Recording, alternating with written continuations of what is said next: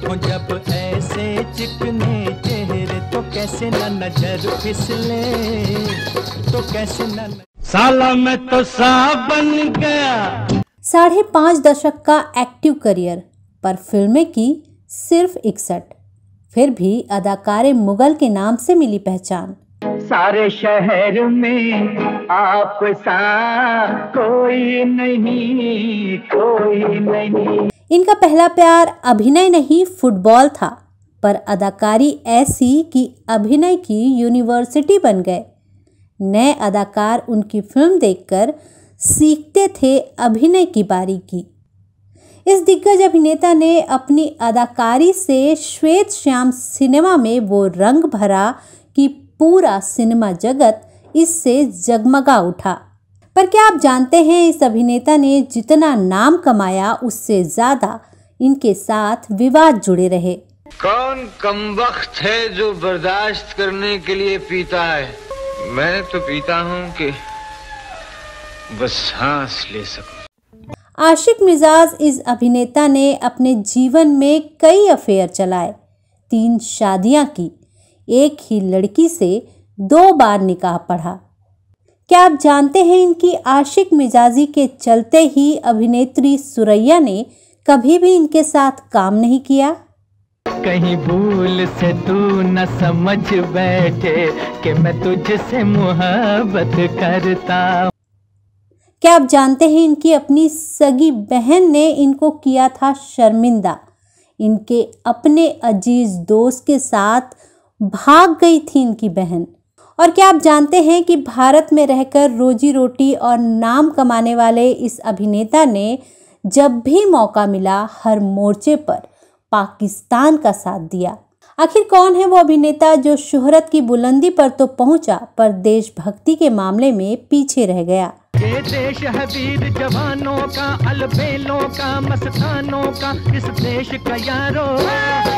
जितनी शोहरत उतने विवाद, और विवाद भी छोटे मोटे नहीं।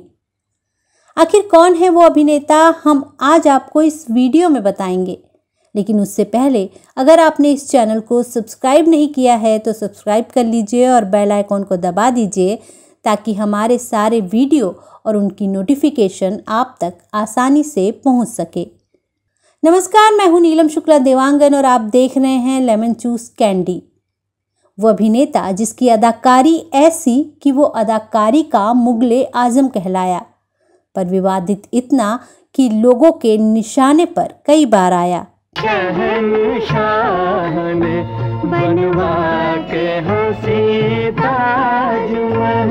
चरित्र से लेकर देशभक्ति की कसौटी पर खरा ना उतर पाने वाला ये दिग्गज अभिनेता कोई और नहीं, मरहूम दिलीप कुमार हैं।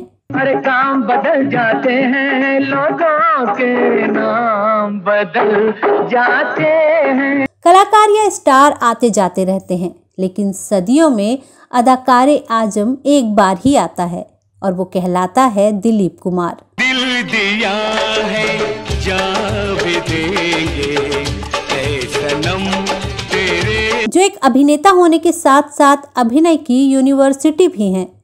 इनकी फिल्में देख देख कर ही कई बड़े सितारों ने एक्टिंग सीखी। पेशावर के व्यापारी सरवर खान के यहाँ 11 दिसंबर 1922 को जन्मे दिलीप कुमार 6 भाइयों और 6 बहनों में तीसरे नंबर की संतान थे। दिलीप कुमार का पहला प्रेम फिल्में नहीं फुटबॉल था। अपने पढ़ाई और शुरुआती नौकरी के दौरान दिलीप कुमार ने एक भी फिल्म नहीं देखी थी। 8 साल की नौकरी के बाद दिलीप कुमार ने तय किया कि वो मुंबई आएंगे। मुंबई में उनकी मुलाकात बॉम्बे टॉकीज की करता धरता देविका रानी से हुई। देविका रानी दिलीप कुमार की शख्सियत और बोलने के अंदाज से इतनी प्रभावित हुई कि बिना स्क्रीन टेस्ट के ही उन्हें फिल्म ज्वार भाटा के लिए साइन कर लिया। फिल्म हिट रही और यूसुफ खान दिलीप कुमार बन सबको भा गए। मिलते ही आंखें दिल हुआ दीवाना किसी का। 1947-48 में आई मेला और 1949 में आई जुगनू ने दिलीप कुमार को स्टार बना दिया। महबूब खान की फिल्म अंदाज से दिलीप कुमार को ट्रेजेडी कुमार का नाम मिला। 1998 में आई फिल्म किला दिलीप कुमार की आखिरी रिलीज फिल्म थी। मांग के साथ तुम्हारा मैंने मांग लिया संसार। अब आते हैं दिलीप कुमार के विवादों पर। दिलीप के पूरे फिल्मी करियर में दिलीप और विवादों का चोली दामन का साथ रहा। विवाद फिल्मी करियर शुरू होने के साथ ही शुरू हो गए थे। दिलीप कुमार के लिए प्रसिद्ध था कि वो दिलफेक, अश्लील और आशिक मिजाज थे। आज अपनी मौत का सामान ले चले। उनके पक्के दोस्त थे के आसिफ। वो भी एक दिलफेक इंसान थे जो रिश्तों को मजाक समझा करते थे। के आसिफ ने दिलीप को भी ठगा था। वो किस्सा भी हम आपको बताएंगे, पर अभी जिक्र दिलीप के दिलफेक मिजाज का। उन्होंने 1966 में सायरा बानो से शादी की थी। उस वक्त दिलीप कुमार 44 साल के थे और सायरा बानो 22 साल की। पर इस शादी से पहले भी दिलीप कुमार के ढेरों अफेयर रहे, कभी कामिनी कौशल के साथ तो कभी मधुबाला के साथ। कितना हंसी है मौसम, कितना हंसी सफर है। ये वो किस्से हैं जिनके बारे में कहा जाता है कि दिलीप इनसे सच्ची मोहब्बत करते थे। पर फिल्मों के दौरान हीरोइनों के साथ छेड़छाड़ और अश्लीलता करना उनकी आदत में शुमार था। ऐसे ढेरों किस्से हैं जो उनकी इस हरकत की कहानी बयां करते हैं। इनमें से एक मशहूर किस्सा है अभिनेत्री सुरैया से जुड़ा। सुरैया अपने जमाने की बेहद खूबसूरत और ज़हीन अदाकारा थीं। उनके लाखों चाहने वाले थे। उनकी खूबसूरती देखकर दिलीप का मन डोलने लगा। वो सुरैया के पास जाने के बहाने ढूंढने लगे। उन्होंने अपने दोस्त के आसिफ से कहा कि वो दोनों को लेकर एक फिल्म बनाए। के आसिफ मान गए। उन्होंने सुरैया और दिलीप कुमार को लेकर जानवर नाम से एक फिल्म अनाउंस कर दी। सारी बातें तय हो चुकी थी और शूटिंग भी शुरू हो गई। लेकिन फिल्म में एक सीन के शूट के दौरान बवाल मच गया। सीन के मुताबिक सुरैया की टांग पर एक सांप काट लेता है और दिलीप कुमार को उनकी जान बचाने के लिए टांग से चूसकर जहर बाहर निकालना था। वो सीन बड़े ही आराम से एकदम परफेक्ट शॉट में एक ही दिन में पूरा कर लिया गया। पर दिलीप की खराब नियत के कारण उसी सीन को अगले 4 दिनों तक लगातार शूट किया जाता रहा, जिससे सुरैया के कान खड़े हो गए। सुरैया समझ गई कि दिलीप कुमार की मंशा कुछ ठीक नहीं है और वो कुछ गड़बड़ करने की कोशिश कर रहे हैं और के आसिफ भी उनका साथ दे रहे हैं। फिर क्या था, सुरैया भड़क गई और दिलीप कुमार को खरी खोटी सुनाने लगी और यहाँ तक कह दिया कि वो कभी भी दिलीप के साथ काम नहीं करेंगी। और हुआ भी ऐसा ही। सुरैया ने कभी भी दिलीप कुमार के साथ किसी फिल्म में काम नहीं किया। छोटी सी उम्र में लग गया रो, कहते हैं लोग मैं मर। सायरा बानो से शादी के बाद भी दिलीप की दिलफेक छवि में बदलाव नहीं आया। साल 1980-81 में एक बार फिर से दिलीप को हैदराबाद में एक सुंदर महिला आसमा से प्यार हो गया। 3 बच्चों की मां के लिए दिलीप की दीवानगी ऐसी कि उन्होंने इसके लिए सायरा को तलाक दे दिया। कुछ ही महीने में दिलीप ने आसमा के साथ शादी कर ली। ओ दूर के मुसाफिर हमको भी साथ ले। लेकिन जल्द ही दिलीप कुमार को समझ में आ गया कि वो शायद गलत राह पर हैं। 2 साल में ही ये शादी टूट गई। दिलीप कुमार ने उन्हें दिलो जान से चाहने वाली सायरा से फिर से शादी कर ली। यहाँ ये बात गौर करने वाली है कि सायरा से दूसरा निकाह करने से पहले क्या सायरा का हलाला हुआ था? खैर, ये किस्सा फिर कभी सुनाएंगे। अब आते हैं उनके जिगरी दोस्त के आसिफ पर।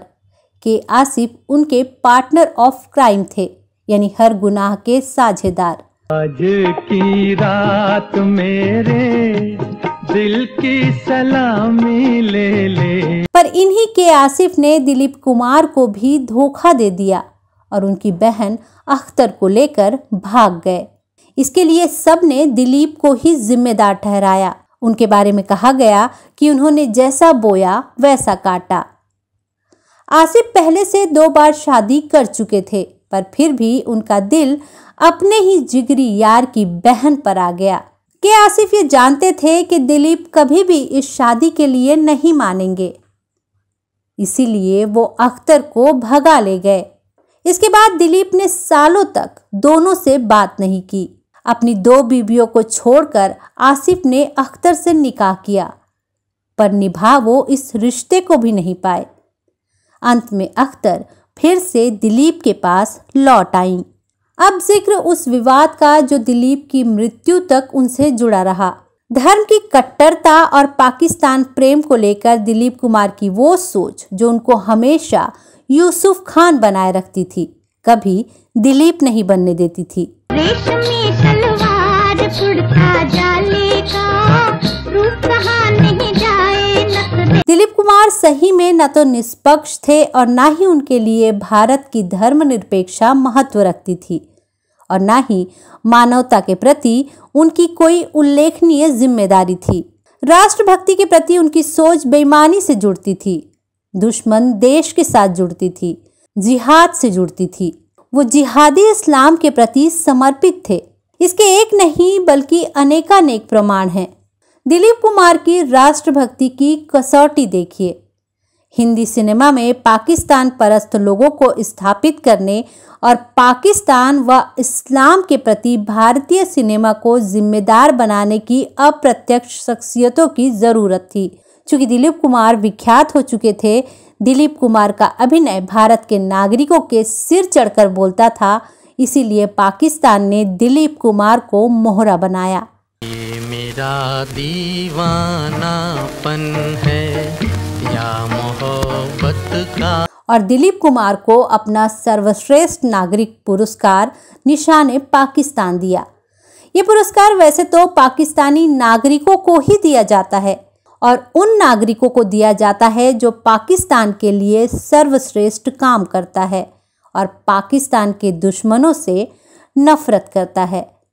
तो क्या दिलीप कुमार पाकिस्तान के दुश्मनों से नफरत करते थे? कौन है पाकिस्तान का सबसे बड़ा दुश्मन? जब आप इस प्रश्न का उत्तर तलाशेंगे और पता करने की कोशिश करेंगे तो आपको पता चलेगा कि आखिर दिलीप कुमार को ये पुरस्कार क्यों मिला।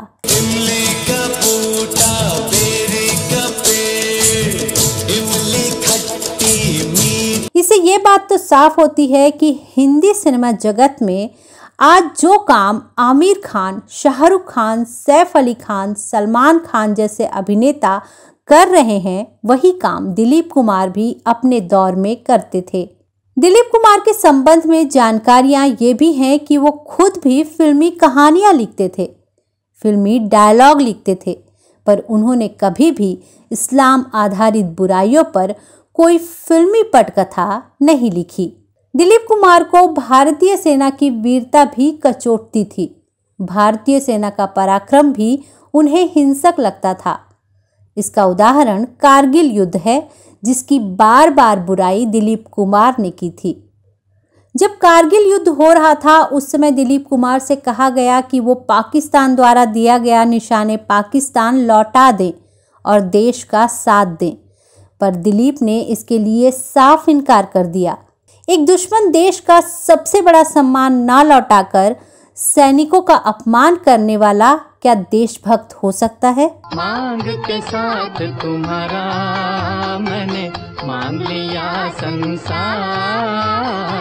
एक अन्य घटना पर गौर कीजिए। पाकिस्तानी आतंकवादी भारतीय विमान का अपहरण कर उसे अफगानिस्तान ले गए थे। तब दिलीप कुमार और दूसरे मुस्लिम शख्सियतों से पाकिस्तानी आतंकवादियों की निंदा करने की अपील की गई थी, पर दिलीप कुमार ने पाकिस्तानी आतंकवादियों की निंदा करने से इनकार कर दिया। इस अमानवीय घटना के प्रति भी दिलीप कुमार की सोच घोर अमानवीय और जिहादी इस्लामिक सोच से मिलती जुलती थी। हिंदी सिनेमा जगत को इस्लामिक संस्कृति में ढालने के उनके प्रयासों के लिए उनकी आलोचना भी जरूर होनी चाहिए। करीब 5.5 दशक के एक्टिव करियर में दिलीप कुमार ने 61 फिल्मों में काम किया। धर्मेंद्र और अमिताभ बच्चन समेत बहुत से कलाकार दिलीप कुमार को अपना रोल मॉडल मानते रहे। हम जिएंगे और मरेंगे ऐ सनम तेरे। इस देश ने दिलीप को जितना दिया उसका लेश मात्र भी वो लौटा नहीं पाए। हमारे इस वीडियो से आप कितना सहमत हैं हमें ज़रूर बताइएगा। अगर आपको कोई ऐतराज है तो भी आप हमको कमेंट्स करें। तो आज की वीडियो में बस इतना ही। अब मुझे यानी अपनी दोस्त और होस्ट नीलम शुक्ला देवांगन को दीजिए इजाज़त। नमस्कार।